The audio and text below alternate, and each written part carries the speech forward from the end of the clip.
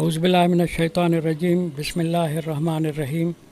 ساتھ صورت الکوثر میں آپ کے سامنے عرض رکھوں گا۔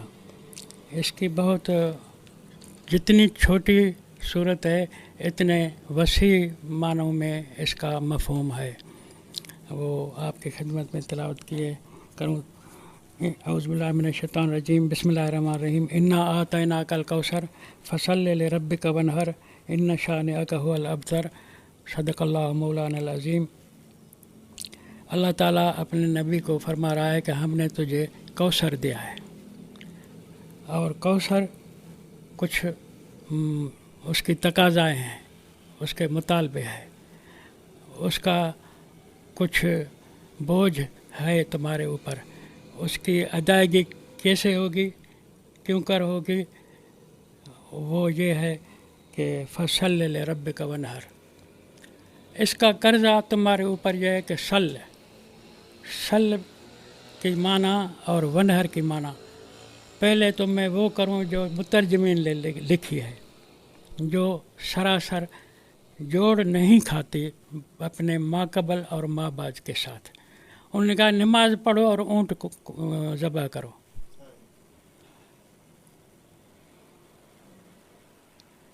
صلاۃ کی معنی، سل کی معنی انہوں نے کہا ہے تمہیں ہم نے قرآن دیا ہے اور تم نماز پڑھو اور اونٹ ذبح کرو۔ ان شانئک ھو الابتر، تمہارا دشمن پھر دم بریدہ ہے۔ یہ عام ترجمے ہیں، لیکن قطعاً یہ بات نہیں ہے۔ اس کی معنی صاف صاف یہ ہے کہ جب قرآن ہم نے دیا ہے تو قرآن کی تقاضائیں کیا ہے۔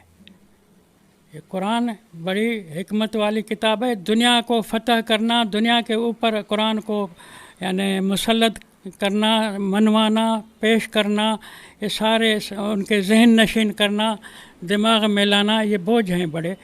تو یہ قرآن حکیم کتاب ہے، اس کے لیے جو کام کرنا ہے اس کے لیے تم نے بڑی ڈیوٹی دینی ہے۔ سل کی معنی ہے فالو کرنا، سل کی معنی ہے پیچھے پیچھے چلنا۔ قرآن تمہارا امام ہے، قرآن تمہارا پیشوا ہے، تم اس کے پیروکار ہو، تم اس کے متبعین میں سے ہو، تابعدار میں سے ہو۔ سو اب صلاۃ کی سل کی معنی ہے کہ جیسے یہ کہے اس طرح تم نے کرنا ہے۔ اور یہ جو تم کو کہا ہے کہ رب کا سل کی ڈیوٹی کرو رب کے لیے، تو رب کے لفظ میں معنی یہ ہے کہ لوگوں کی پالنا تمہارے ذمہ ہے۔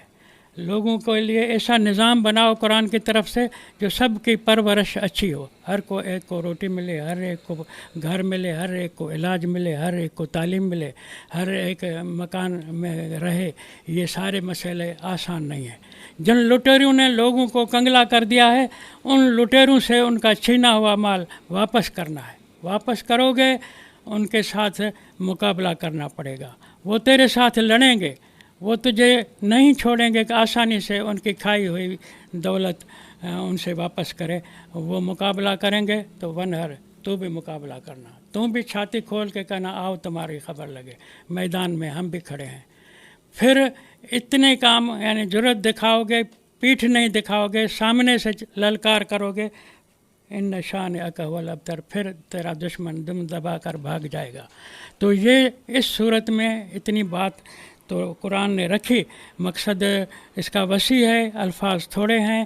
لوگوں نے جو فصل لربک وانحر کی معنی کی ہے، میں نے درس میں اس صورت کو آپ کے سامنے اس لیے چنا ہے تاکہ تم سمجھو کہ یہ سل کی معنی کہ نماز پڑھ کے اونٹ کو ذبح کرو، یہ کہاں کی تک ہے، جوڑی نہیں کھاتے بھئی اونٹ۔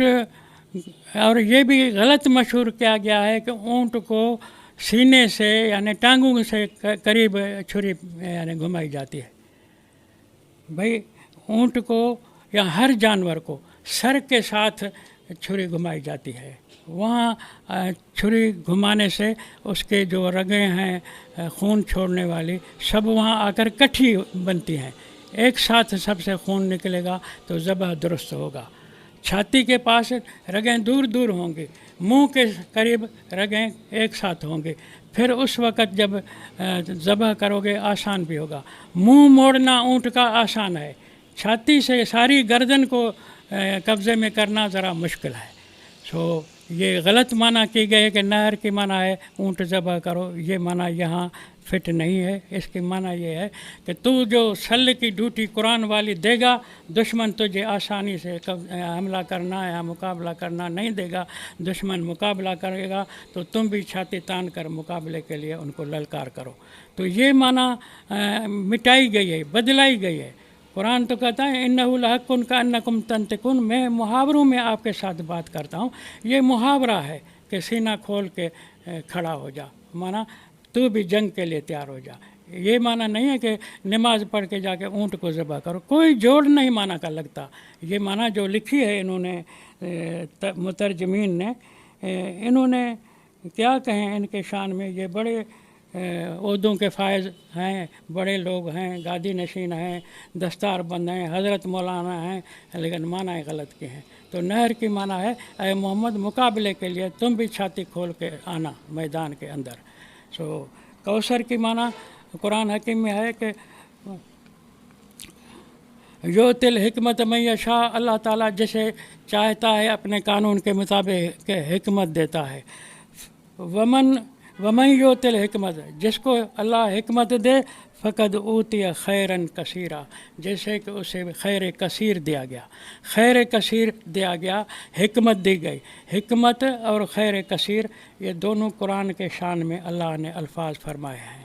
حکمت کا دلیل یاسین والقرآن الحکیم، یہ دلیل ہے کہ قرآن حکیم کتاب ہے۔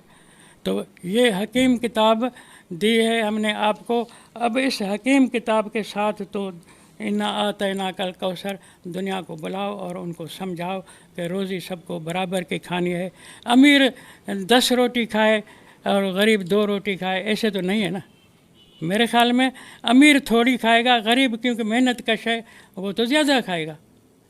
اس لیے روٹی بھی برابر کرنی ہے۔ اس واسطے تم نے قرآن کے اصولوں کے اوپر ربوبیت کا نظام قائم کرنا ہے۔ فصلی لربک کا معنی ڈیوٹی کر جس سے تیرے رب کا نظام ربوبیت قائم ہو۔